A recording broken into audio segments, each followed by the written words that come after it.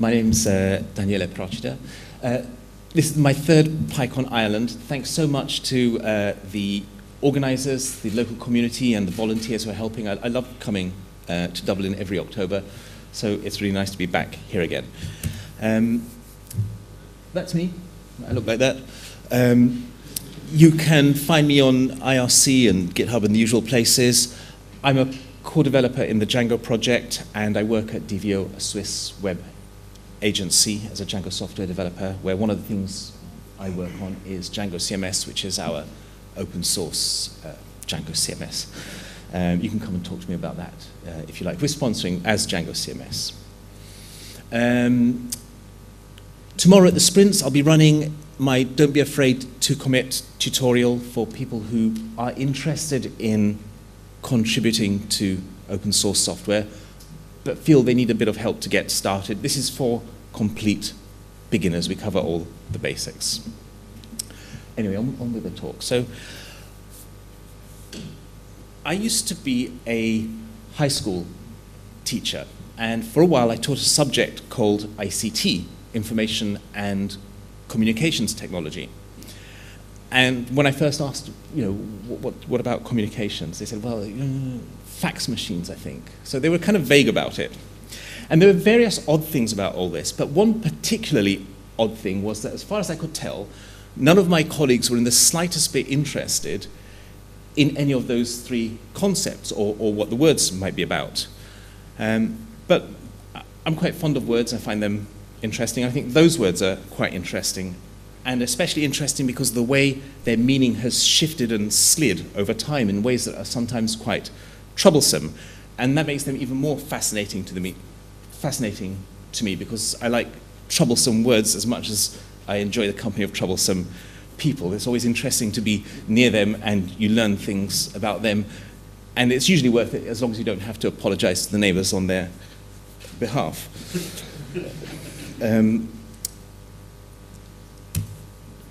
And if you pay attention to the moral and political controversies that beset this industry, one thing that you'll notice is the extent to which these are controversies about words, about how words are right at the heart of these controversies. Partly, I think this is because our work means that we spend a lot of time sitting in front of keyboards and connected to the internet, so these are ideal tools for spewing out words to wide audiences. But I also think it's because our industry and certain troublesome words are tangled up in each other. So everybody's watching what they say, what other people say, and what their documentation and advertising and t-shirts say, and disputing about these things and expending a lot of energy disputing about these things. They're concerned with what things are called, how people should be addressed, what new words are needed to do what old words couldn't, or defending language against the people who think that they want to invent new words, or who want to use new words, or want to use old words in new ways, and so on. Now, in the Python community, we have a reputation for being quite earnest about these matters. And the more insouciant parts of the industry do like to have a bit of a snigger about us at our expense, as we agonize over questions that wouldn't trouble them for more than a moment. So we can talk about some of these in due course. Now, I don't think that our reputation is wholly undeserved, but I think we're just going to have to live with it. And in any case, I don't think there's anything really very wrong with being a bit earnest. But if we are going to agonize, let's agonize with insight and awareness. And I think we can do part of this work, at least, by paying the right kind of attention to words. Often people, when they want to solve a problem that's tangled up in words, they like to appeal to etymology to settle a dispute or at least prove a point. And unfortunately, when they do this, they're usually unhelpful, annoying, or just plain old wrong. And also, if you do that, then there's a danger of being mistaken for a smart-ass 13-year-old who's just discovered how to use a dictionary for the first time. So I think it won't hurt to look at words and their meanings and where they come from. And I think it can shed some light. And understanding how words have changed will help us understand where they are now and what they're doing now, even if etymology can't reveal the true meaning of words to us. In fact, there's a nice irony there, because if you look at the etymology of the word etymology, you'll find that it comes from the Greek for true meaning. Okay? Wishful thinking, if there ever was. You can't. This is. Don't mistake this. You cannot rely on etymology to prove anything. So, technology is one of the words that we hear most when we're talking in our industry. It comes from the ancient Greek. Techne means a skill or a craft. That is a practical rather than theoretical knowledge of doing things rather than knowledge of knowing that. And it included disciplines such as medicine, navigation, agriculture, commerce, engineering, anything involving some kind of practical management of the world around us. And the suffix logia means the study of or the science of. So technology is the study of these things. It's a study of skills or crafts. Plato is very interested in techne because he considers practical pursuits such as medicine and navigation, but also things like living rightly or ruling well to be examples of techne too. And he considers them to be decent, honest, and meritorious crafts as opposed to suspect, dishonest, and meretricious arts like music and cooking and painting. So I'm always torn, whether Plato would be much fun to be around. On the other hand, I think he's quite right that art and music and cooking are dangerous things, and so they should be. Anyway, my colleagues in my fabulous ICT department didn't ever seem interested in talking about any of this kind of stuff. I have no idea why, or even what they thought what technology might be all about. There was actually a woodwork teacher in the design and technology department who seemed absolutely thrilled to discover that Plato approved of him and that the technology in his departmental name represented his craft rather than all the computers and software that some of his colleagues wanted everybody to be using to teach and learn. So technology was the study or science of practical skills until about the 20th century. And about 100 years ago, a shift started to occur, and new meanings began to appear.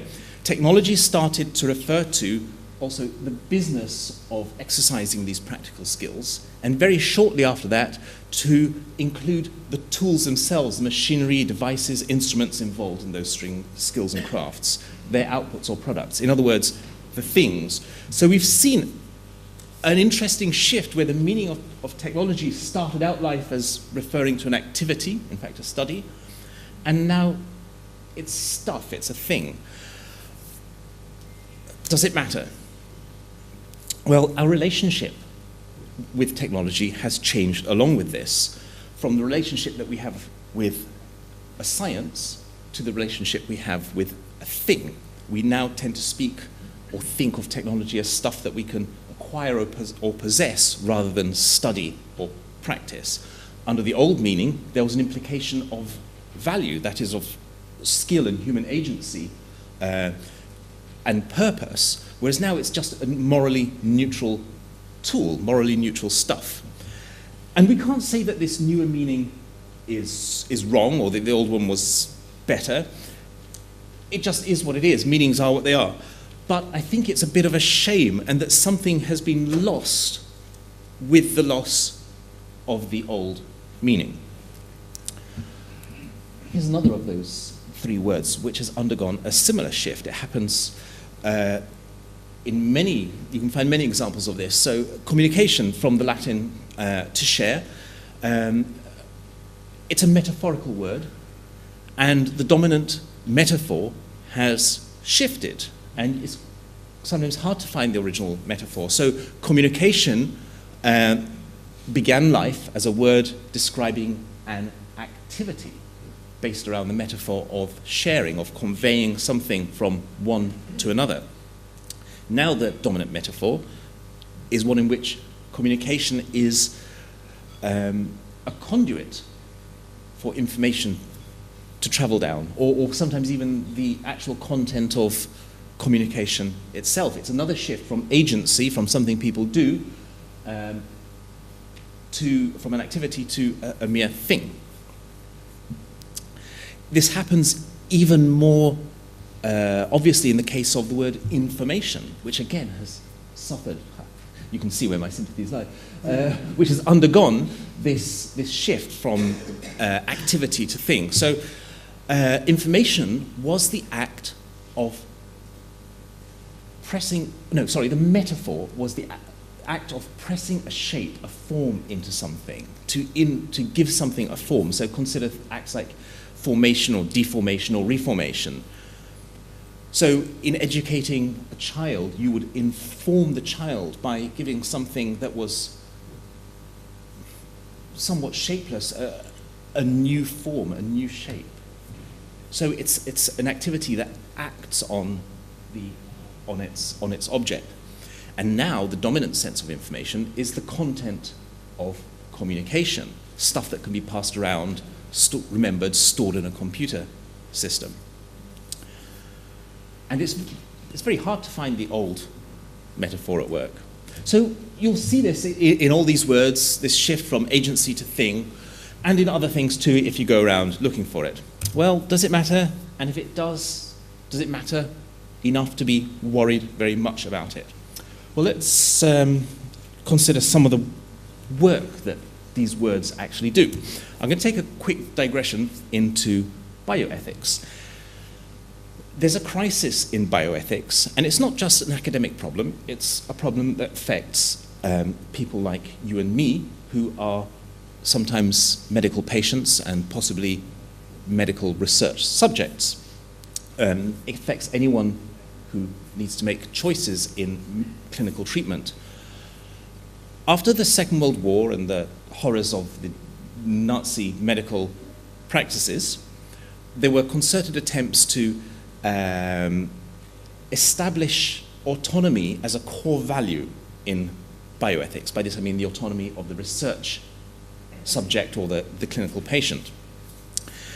And this project to guarantee autonomy continues today. And it's based around the notion of informed consent, that you do not get to do things to other people, not just without their consent, without their informed consent. And this project's in grave difficulty because it demands and reaches for high and rigorous standards for consent, but it finds it impossible to reach them. And I don't just mean practically impossible, but it sets itself up in ways that make it will never be able to reach those, however much work they do.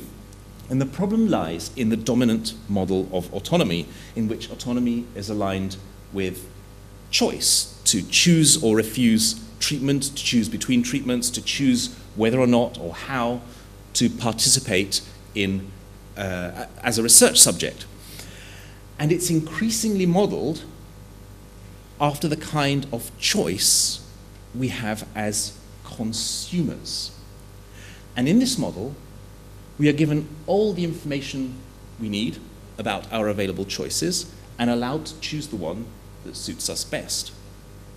Okay. Now this works well enough most of the time for buying things like washing machines and iPhones. But in medicine, it doesn't work very well at all. When it comes to medical details, most of us can't understand this information we're given. The more of it that we're given, the harder it is to understand it and make adequate judgments.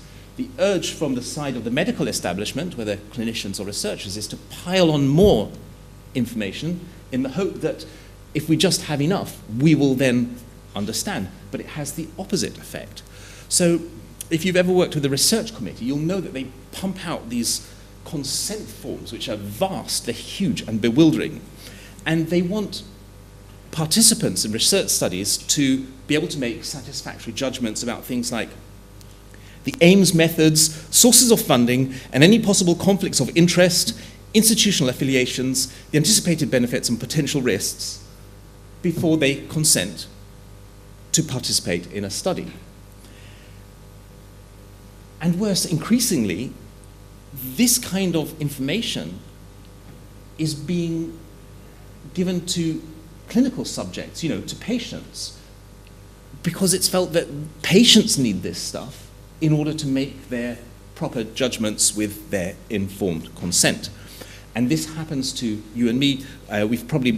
Most people have had the experience of a medical consultation in which we're presented with some options and asked to choose, with the clinician then sitting back and waiting for us to make our choice, as if they were waiting for us to choose which model of washing machine or iPhone we really wanted. They have given us the information so that now we can give our informed consent, and the responsibility for the choice is ours. And what's happening here is that all the attention is on the question of consent and not on information. Information has been neglected. If information is stuff, content, data with meaning, then shoveling it all in the direction of the medical subject is all that the medical establishment can do. But if we rethink information and turn back to the older metaphor, then the picture changes. Informing the subject, the medical subject, becomes a question of how the activity of information is pursued. And that becomes a responsibility for the clinician or researcher. It brings back agency into the model.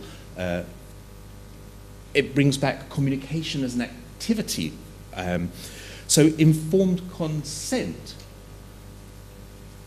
takes place in the communicative transactions between the medical practitioner or researcher and the subject, between agents. And it relies on things like values of honesty, clarity, intelligibility, relevance, comprehension, and really importantly, attention to the needs and abilities of the other party, affirmation of mutual understanding, and so on. So when we rethink information under its older metaphor as an activity, then the responsibilities shift and the nature of what we consider to be adequate informed consent also changes. So we avoid the problem where you can't make people have consent just by giving them more and more, and instead we find the solution in the process, in that activity of informing, of giving the shape. Here's another example that's closer to home. If you've ever hesitated to ask for help with a programming question, for example, on IRC, because you felt that the answer was already out there, if only you knew how to find it, or perhaps how to understand it, and that you might be invited, possibly with some irritation, to read the fucking manual by someone who thought you were just being lazy or stupid. Well, I think that's actually a fairly familiar experience for many people, and you might be right to hesitate. People who already know things can be remarkably forgetful about how they learned them or what it was like not to know them, and they're not always sympathetic or friendly to people who don't yet know them. In other words, they can't remember a time before they were smart-ass 13-year-olds. And some of them are at risk of never moving past that stage either. Perhaps you've asked a question and someone has replied with a link to this sarcastic, let me Google that for you website. I hate that website and what it stands for, because it stands for putting down people who are asking you for help in understanding something and telling them that the reason that they don't understand what they want to know is that they're basically not good enough or not working hard enough to deserve to know it. And insofar as we think of information as content, it's possible to think like this. The information's out there. I mean, it certainly is out there, if you think of it as content. And it's freely available to anyone who has an internet connection. So go ahead, help yourself to the information, and if you don't, that's your problem. But if we think of information as informing, as an activity, as a series of communicative transactions between agents, this changes. Just as in the case of informed consent, informing people becomes a question of how the activity of information is pursued. It brings back agency into the picture, demanding that we respect such things as honesty, clarity, intelligibility, relevance, attention to the needs of others, and so on. And when you're doing that, you can't pretend that you're informing people by telling them to read the fucking manual, or telling them where the fucking manual is, or sarcastically Googling it for them. So in software, good documentation and a default position that if somebody doesn't understand it, then the problem lies with those who are trying to do the informing, this becomes a sign of respect, an expression of those values of communication or information. And in the Django community, I think we're rightly quite proud of it. One of the keys to Django's success as software has been the quality of its documentation. It's perhaps the best documentation that any open source software project has produced ever. And its documentation isn't just about the documentation, it sets standards, expectations, and a tone for communication, especially communication with less expert users of it. I actually have an interesting experience around this. If I tell a software developer that I'm a member of the Django core development team, then at least if they know what Django is, they're suitably impressed. Then they ask me what I work on, and I say, well, mainly the documentation. Programmers from outside the Python community find it hard to hide their sudden disappointment. Or they look slightly embarrassed for me, or they have a kind of bewildered incomprehension crosses their faces. I think documentation. It's like they thought they were being introduced to Superman, and it turns out it's just Clark Kent, and only Clark Kent. Sometimes I get the impression that one of the possibilities briefly crossing their mind is I'm making some kind of joke.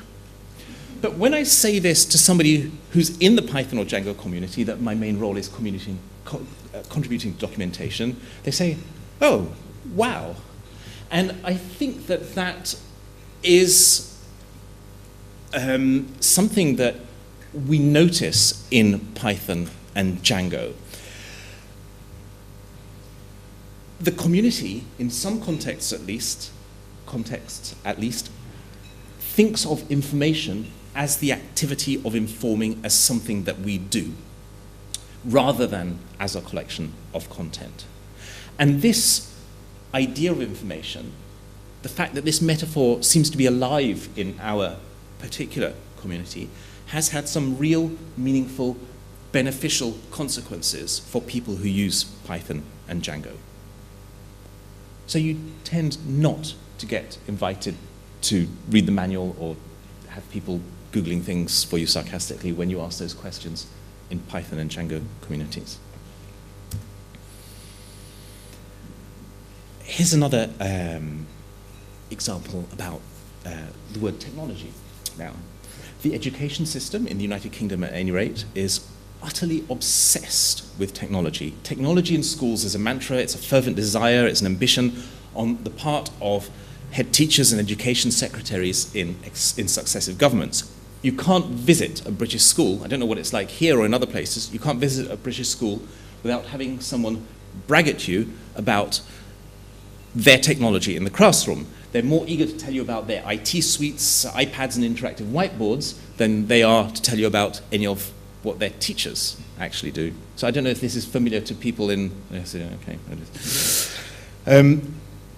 Unfortunately, all the actual evidence suggests that this enthusiasm for computer equipment not only fails to procure any educational advantage, it appears to have the opposite effect. So just last month, September, I think it was published on the 15th, there was another report, this time from the OECD, which concluded that there were, quotes, no appreciable improvements in key subjects in nations that had invested heavily in IT in schools.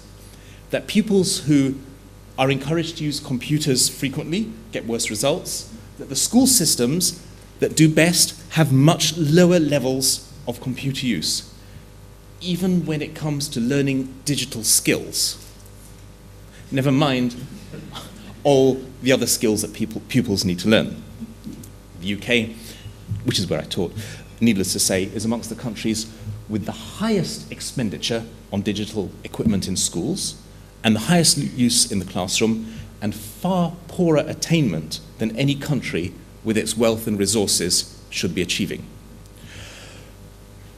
Politicians and head teachers are dazzled by shiny digital gadgets, and I've seen crows who are able to muster a more critical attitude towards shiny things.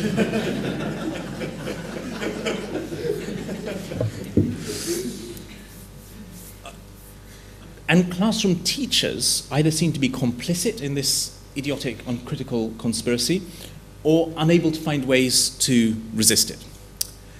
And once again, what's at work in this is an idea, is a notion that technology is a thing, something you consume, that you buy, that you splatter indiscriminately around a classroom.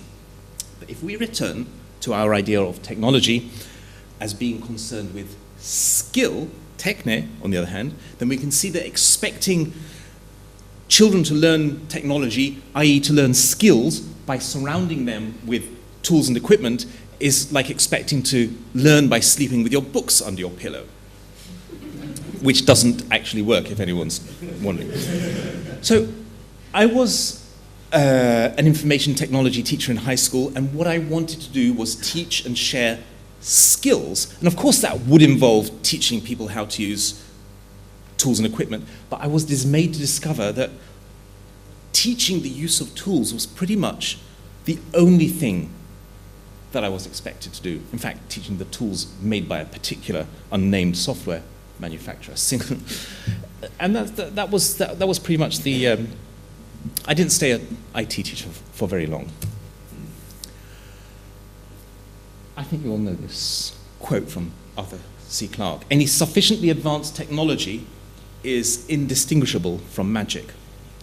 Well, does technology here refer to tools and machinery, or does it refer to techne, to skills? Does it refer to lasers and face recognition software, or does it refer to skill and craft? Does it refer to things, or does it refer to agency, to activity? Well, I think that there is a magic in skills, but I don't find any magic in tools or equipment. So the way a saw cuts, if you're my woodwork teacher, that's not like magic, even though it's quite clever the way the teeth of a saw blade work. What seems like magic, to me anyway, is seeing someone's skill at work, seeing it transform materials and the world into something new. So a computer's not magical, but seeing a good programmer exercise their skill, that seems magical to me. And it doesn't matter in which discipline the skill lies, in programming, woodwork, martial art, building consensus, teaching, playing an instrument, you name it. When we look at something and happening and think that we're seeing magic, what we're responding to is seeing somebody exercise a skill really well. Nobody looks at a violin and thinks, oh, it's magical. And anybody who starts to learn a new skill is familiar with that experience, this thrill of holding a new magic and power in their hands, or suddenly getting a taste of it. And this was what I was missing in the teaching I was supposed to be doing. And this, And the fact that millions of pounds in the UK alone have been wasted buying unnecessary stuff in order to fail to educate children can be traced back to a problem about words, to a meaning of technology that implied agency and skill and techne that has been lost or forgotten. So it does work. So far, we've only been looking at very uncontroversial words, like information, technology, communication. No one gets too excited or into fights about those words, except people maybe like me or a few bioethicists. But if such innocent words can be at the root of such problems, what about words that are already baggage-laden and divisive in themselves? I don't know if people are sort of pop culture aware. Does anyone know what these two rugs have in common? They really tied the room together. They really tied the room together, yes, and yes, they did, yeah.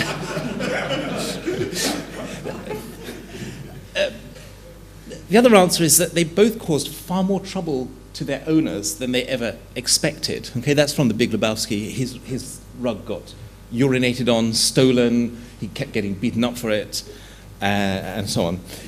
This is the other rug in the GitHub's Oval Office, modeled after the presidential office. In the case of the Big Lebowski rug, it was just bad luck, a case of mistaken identity. But this rug had a troublesome word brazenly woven into it. The word's meritocracy, by the way. So this word, which causes so much trouble, why is meritocracy such a dirty word? It's a humble word. Even that nice Tony Blair liked to praise it all the time. Meritocracy is the notion that power should go not to those who are born to it or were given it by their powerful friends or managed to steal it from someone else, but those who deserve it because they have earned it. It's a very old concept, and most people, if you ask them, seem to think it's a pretty good thing. So why does it cause so much fuss? How can somebody take such a thing and regard it as being a dirty word? Well, there are good reasons for being suspicious. The software industry in general, and open source software in particular, is accused of being sexist, racist, exclusionary, ruled over by a very narrow class of individuals, almost all of whom are white and male, just like me. And it's possible that white men are better at creating software than other people. But you have to admit it's probably not the case. It seems unlikely that that could be the case. Yet there they are at the top, making the decisions, influencing things, leading the way. And they seem to run, whether consciously or deliberately or not, a kind of ship in which only people who are much like them find it easy to become captains. It does seem to be an industry in which white men continue to advance other white men to the exclusion of people who are not white men. So proudly announcing that your industry or your company is a meritocracy must stick in the craw of people who feel that they work just as hard and produce work that's just as good as the ones who get invited to the captain's table and to be best buddies with him, but seem persistently as a class to be overlooked. The notion that it's a meritocracy, meanwhile, functions very usefully, because if it's a meritocracy and you're not doing so well, then it's your fault. I'm not responsible, so you ought not to complain, and I don't need to feel too bothered about your lack of advancement. So you can see why critics of the industry would like to tear down this particular myth, because it works only in the interests of the class of individuals who already hold the power. Now, by the way, when I say it's a myth, I don't mean that it's not true. By myth, I just mean a story that guides a practice or a community. So not all myths are false. Sometimes people will resist these attacks on meritocracy often with a certain amount of irritation and scorn, noting that just because a practice fails to live up to a promise doesn't necessarily devalue a concept, and that what matters, after all, is the value that lies in the concept. And a special scorn is reserved for attempts to prescribe the use of words, like meritocracy, as a kind of wrong-headed assault on the freedom to use words while failing to address actual problems in the world. And worse, in the case of meritocracy, taking a good word that means a good thing that we should be proud of, and cynically trying to make it mean something bad and shameful for political purposes. So that's the kind of response people who criticize meritocracy will often face. In the case of meritocracy, this irritation is misplaced, because while the concept of meritocracy is quite old, the word is certainly not. In fact, it's so new, it doesn't appear in my 1980s edition of the Oxford English Dictionary, except in the addenda of newly listed words. In fact, it was created by Michael Young in 1958, as far as I'm aware, in his sarcastic dystopian novel, The Rise of the Meritocracy, which described a society in which power and advancement come to a narrow class of individuals who are the ones best able to perform well in the various tests and challenges that were used to select its leaders. And this narrow class comes from the same backgrounds and had the same kind of education. They were the ones who would divide the tests that measured aptitude and fitness to lead, the ones who made judgments about the worthiness of other individuals, and the ones responsible for the structure of the system in which they were educated. So meritocracy began its life as a very negative word. Michael Young was disappointed because it swiftly lost that negative meaning, and within a few years, politicians, speechwriters and GitHub's rug makers were weaving it into their handiwork, oblivious to its original sense. Maybe they should have read more dystopian literature. So Michael Young was very disappointed, but would have been pleased with the critics who are, in fact, whether they've read his book or not, asserting a negative critical meaning for it that's much closer to the original one. Maybe some of you remember this. In 2014, the Django project received a pull request concerning databases suggesting a change from master and slave to leader and follower, which wasn't actually a very good choice, but within a few hours it had been amended to primary and replica, which is okay. The howls of derision that followed went on for weeks. You can see some 742 comments on this pull request. I personally deleted about 100 of the more abusive ones. So there were probably well over 1,000 comments on this, almost all of them howling with rage and scorn.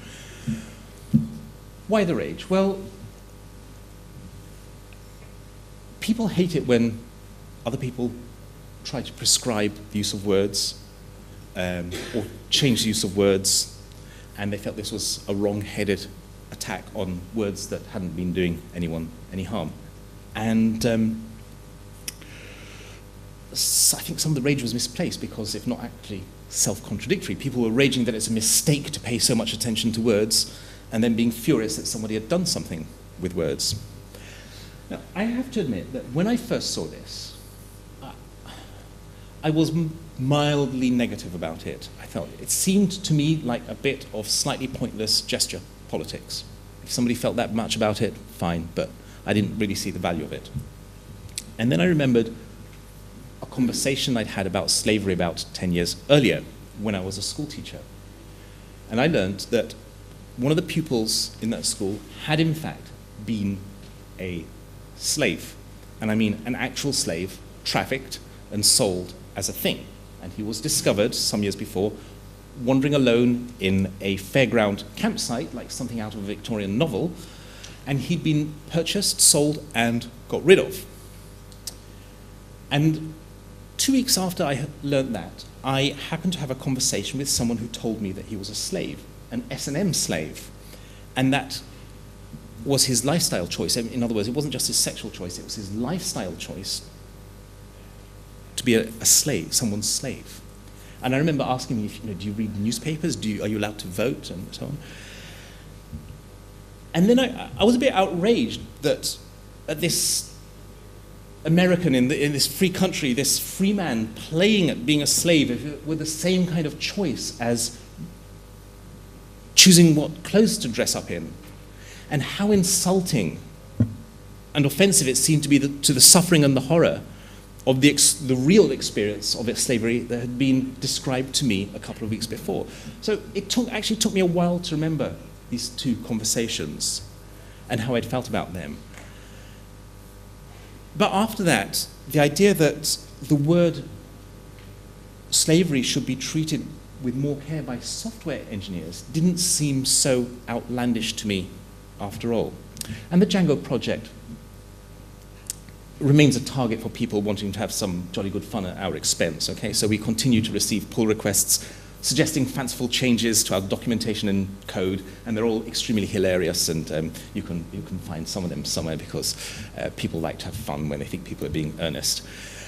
And why not? We make easy targets. This is an actual example of, this is fixed gendered examples in the code. Here's another. Remove heteronormativity from coding style documentation. If language and words matter, then we're right to pay this sort of attention. And if language and words don't matter, then at worst, we're harmlessly wasting our time, and nobody has any business complaining. So where does this leave us? It's not my purpose, it's not my job to tell anyone what words should mean. Although I'm a bit disappointed, because I think I'd quite like to have that job and would be quite good at it. But it's not my job.